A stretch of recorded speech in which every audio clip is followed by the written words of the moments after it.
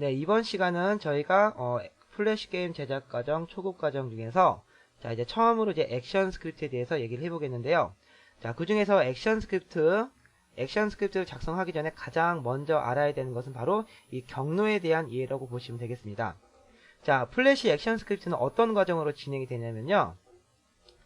자, 어떤 객체가 있고요. 그 객체한테 명령을 내리게 되죠. 그 명령을 내릴 때 가장 먼저 해야 될 것은 그 객체를 호출을 해줘야 돼요. 자, 이렇게 호출을 해줄 때 필요한 것이 바로 이 경로거든요. 자, 이 객체를 호출해줄 때는요, 플래시에서는 크게 언더바 루트, 그 다음에 디스, 그 다음에 언더바 페어런츠, 그 다음에 언더바 글로벌. 보통 이 네 가지 문법을 통해서 우리가 필요한 객체를 호출할 수 있습니다. 자, 그 중에서 가장 먼저 언더바 루트에 대해서 살펴보면요. 자, 언더바 루트는 가장 많이 사용되는 경로 체계예요. 자, 예를 들어서 절대 경로라는 얘기를 많이 들어보셨죠? 자, 절대 경로는 내가 호출하고자 하는 객체의 위치가 어디 있던 간에 이 언더바 루트로부터 시작을 하게 되면 바로 단계별로 찾아갈 수가 있는 거죠. 예를 들어서 서울에 있는 누구한테, 예를 들어서 서울시 금천구에 있는 뭐 홍길동한테 편지를 보내겠다라고 얘기를 했을 때 그 편지를 보내는 사람이 부산에 있던, 광주에 있던, 대구에 있던 무조건 서울특별시라는 주소를 쓰게 되면 무조건 서울로 그 편지가 가게 되죠. 자, 그와 같은 원리로 언더바 루트라고 표기를 하면요. 현재 제작하고 있는 스테이지나 씬을 기준으로 봐서 단계별로 밑으로 내려가기 때문에 내가 찾고자 하는 객체가 어느 위치에 있던 간에 바로 찾아갈 수가 있는 그런 명령어가 바로 언더바 루트라는 것이죠. 자, 그 다음으로 많이 쓰는 명령어는 바로 디스라는 건데요. 자, 누군가가 어떠한 객체에게 명령어를 내릴 때는 언더바 루트를 사용한다고 쳤을 때, 자, 디스는요, 자기 자신 객체한테 자기가 명령어를 줄 때는 디스라고 표기를 하는 거죠. 자기 자신한테 명령을 내릴 때 디스라는 표기를 쓴다. 그 다음에 디스 표기를 쓸 때 약간 헷갈리는 부분이 있거든요. 여러분께서 약간 주의를 하셔야 되는 부분은, 자, 프레임이나 버튼한테도 우리가 디스라는 표기를 종종 쓰게 되는데요. 이때는 버튼한테 디스라고 썼다고 해서 그 버튼을 가리키는 게 아니에요. 자, 버튼한테 디스라고 쓰면은 그 버튼을 포함하고 있는 전체 무비를 가리키는 거죠. 자, 반드시 버튼을 가리키는 게 아니라는 걸 꼭 기억해 두고 계시고요. 자, 그 다음에 세 번째로는 언더바 페어런츠라는 게 있는데, 자, 언더바 페어런츠는 상대 경로로 볼 수 있는 거죠. 자, 언더바 루트와 디스라는 거는 절대 경로라고 봤을 때, 언더바 페어런트라는 것은 자기 자신을 기준으로 해서 한 단계 한 단계 밖으로 나가서 내가 필요한 객체를 찾을 때, 자, 물론 하나의 객체를 찾을 때는요, 언더바 루트를 통해서 찾을 수도 있고요. 그 다음에 언더바 페어런트를 통해서 찾을 수도 있는데, 자, 언더바 루트는 스테이지나 씬의 기준으로 찾아가는 것이고요. 언더바 페어런트는 자기 자신을 기준으로 해서 다른 객체를 부를 때 언더바 페어런트라는 명령을 쓰게 됩니다. 자, 빈도를 봤을 때 언더바 페어런트라는 거는 많이 사용하진 않지만요. 그래도 무비를 만들다 보면요. 종종 그 언더바 페어런트라는 거 쓸 때가 있을 거예요. 자, 우리가 나중에 샘플을 만들어 보면서 좀 더 자세하게 살펴보도록 해볼게요. 자, 그 다음에 마지막으로 언더바 페어런트라는 게 있죠. 언더바 글로벌이라는 게 있죠. 자, 언더바 글로벌이라는 거는요, 이 용어의 뜻과 마찬가지로 여러 개의 무비, 우리가 이제 로드무비라든지 아니면 네트워크에 관련된 그런 부분들은 다루진 않지만, 나중에 여러 개의 SWF와 서로의 경로가 존재할 때 가장 큰 변수를 만든다든지 가장 큰 객체를 부를 때, 그때 언더바 글로벌이라고 표시를 하면요, 경로와 상관없이 무조건 해당 객체를 찾아주는 게 바로 언더바 글로벌이라는 거죠. 자, 그러면 실제 플래시를 띄워놓고서요, 저희가 언더바 페어런트, 언더바 루트, 디스, 페어런트, 글로벌, 요 부분에 대해서 좀 더 자세하게 한번 살펴보도록 하죠. 자, 그러면 저희가 실제 플래시 창을 띄워놓고서 한번 경로에 대해서 한번 살펴보도록 할게요. 자, 지금 화면상에 제가 지금 이러한 그림을 하나 그려놨는데요. 자, 이 그림을 우리가 하나의 건물이라고 얘기를 할게요. 자, 건물이라고 얘기를 하고요. 이 건물에는 A층과 B층, C층이라는 각각의 층이 있고요. 그 각 층에는 자, 꼬맹이, 지은이, 그 다음에 희웅이, 영삼이, 자, 이러한 객체들이 있다고 가정을 졌을 때, 자, 이 객체들이 포함하고 있는 가장 큰 세계는 바로 이 건물이라고 볼 수 있는 거죠. 자, 그 다음에 이 건물을 우리가 실제 플래시 디자인상으로는 스테이지라는 용어를 쓰게 됩니다. 그쵸? 디자인적인 용어에서는 스테이지라는 용어를 쓰게 되고요. 그 다음에 이 프레임, 이 해당 프레임 개념으로는 이 씬이라는 용어를 쓰게 되죠. 자, 여기 보시면 씬 1이라고 있는 걸 보이시죠? 자, 씬이라고 표현을 하고요. 그 다음에 또 이 전체를 바로 액션 스크립트 상으로는 루트라는 용어를 쓰게 되는 거예요. 자, 그럼 다시 한번 정리를 해보면, 자, 루트 안에, 즉, 스테이지 안에는 꼬맹이, 지은이, 희웅이, 영삼이라는 4개의 객체가 A층, B층, C층, D층에 나눠져 있다고 볼 수 있는 거죠. 자, 그러면 우리가 절대 경로인 루트를 이용해서 각각의 객체를 한번 호출해 볼게요. 자, 먼저 제가 지은이라는 객체를 하나 호출을 해볼까요? 자, 그러면 어떻게 표기를 하냐면 언더바 루트에 있는 자, 지은이는 어느 층에 들어가 있죠? 자, B라는 층에 들어가 있죠? B층에 있는 누구? 지은이. 자, 이렇게 불러주게 되는 거죠.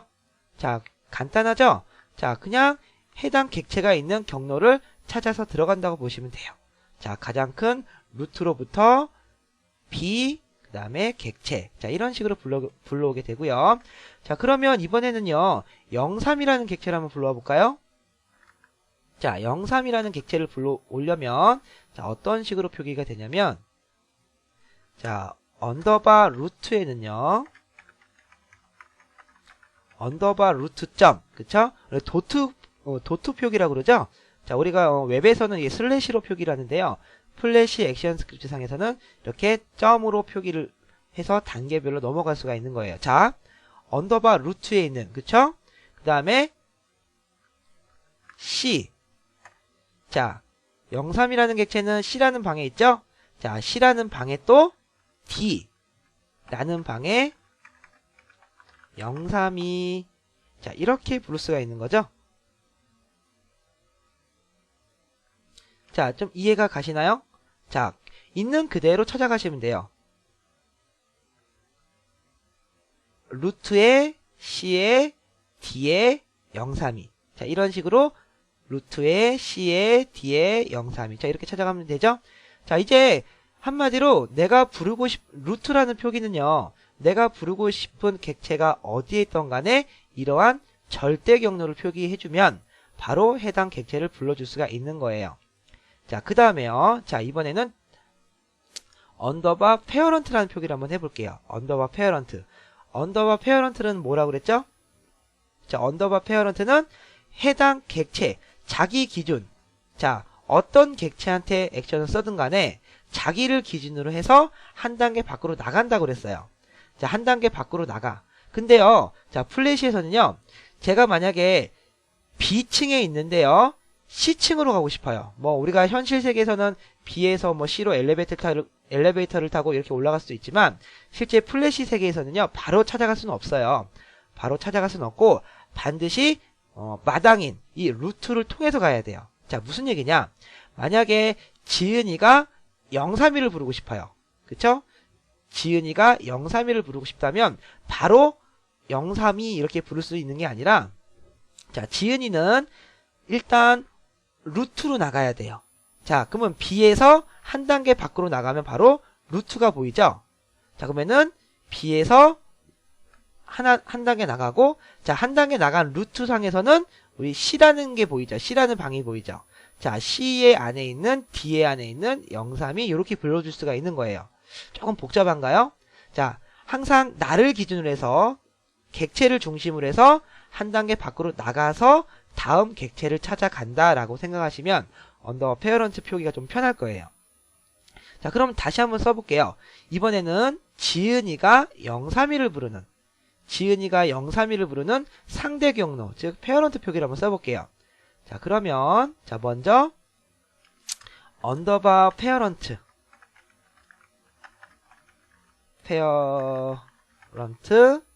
점, 그쵸? 지금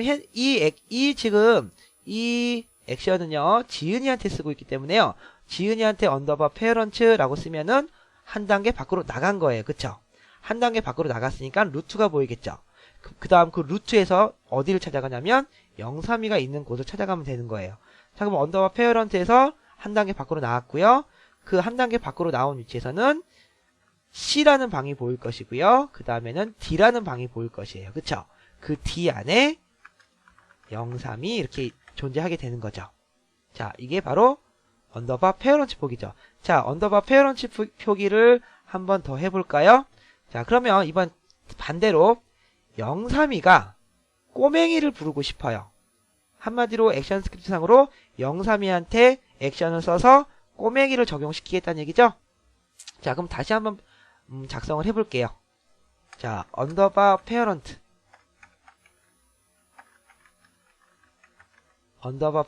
점. 잘 보세요. 하지만 032가 꼬맹이를 부르고 싶을 때는요, 몇 단계를 밖으로 나가야 되죠? 자, D라는 방에서 한번 나가면 C라는 방이 보이죠? 또 C라는 방에서 한 단계 나오면 그 다음에 루트가 보이죠? 그쵸? 그 다음에 루트에서 한 단계 들어가야지 꼬맹이라는 객체가 보이죠? 자, 그러면 언더바 페어런트 점, 다시 또 한번 언더바 페어런트 점, 이렇게 두 번을 나가야 되잖아요. 그렇죠? D에서 C로, C에서 루트로 두 번을 밖으로 나가야 되기 때문에 언더바 페어런트 점 이렇게 나가야 되죠. 자, 두 번을 나오고 난 다음에는 루트가 보이죠. 자, 루트에선 여기서 써주지 않고요. 바로 여기 위치에서 이제 A라는 방에 꼬맹이가 있기 때문에 A 점 꼬맹이. 자, 이런 식으로 부르게 되면 언더바 페어런트, 즉 상대 경로 표시가 되는 거죠. 자, 언더바 루트와 페어런트, 이 두 가지 차이점을 좀 아시겠나요? 기타 이제 this라는 표기가 있죠? 자, 루트와 페어런트는요, 다른 객체가 또는 다른 함수가 해당 객체를 명령을 줄 때 언더바 루트나 페어런트를 쓰는 것이고요. 그 다음에 this라는 표기가 있었던 거 기억나시죠? 자, 제가 만약에 이 희웅이라는 객체가요, 다른 객체를 명령을 내리는 게 아니라 자기 자신이 움직이겠다, 자기 자신의 어떤 변화를 주겠다, 그런 액션을 쓸 때는 바로 그냥 this 이렇게 바로 해서 그 다음은 이제 명령어 이렇게 나오겠죠? 이런 식으로 표기를 해주면 되는 거예요. 지금 제가 이 뒤에는 쓰진 않았지만 여기도 마찬가지예요. 그 다음은 명령어,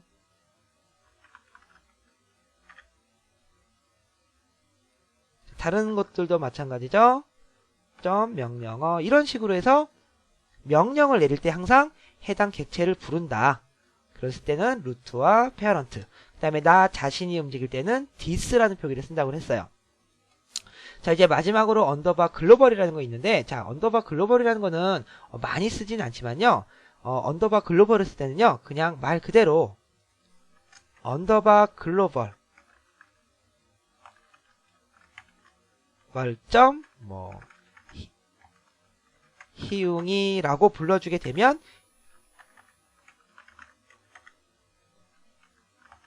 바로 희웅이라는 객체를 불러주게 되는 거죠. 자, 이렇게 했을 때는 주로 어떨 때 쓰냐면요, 자, 많이 쓰진 않지만 명령을 준다기보다는 전체를 관리하는 어떠한 특정한 변수를 가리킨다든지 다른 루트에 있는 다른 객체를 부른다든지 고유의 이런 변수명을 가지고 있을 때는 우리가 보통 언더바 글로벌이라는 표기를 많이 써요. 자, 하지만 저희가 앞으로 액션 스크립트 코딩을 할 때 가장 많이 쓰게 되는 것은 바로 루트와 페어런트, this 이 세 가지를 가장 많이 쓰게 되는 거죠. 자, 그래서 다음 시간부터는 실제로 이렇게 객체를 불러오고 그 객체한테 명령을 줄 때 이런 경로를 많이 쓰게 될 테니까요. 자, 지금 했던 경로에 대해서 잘 기억하고 계셔야지 다음 액션 스크립트 상에서 좀 더 쉽게 접근할 수 있게 되는 거죠.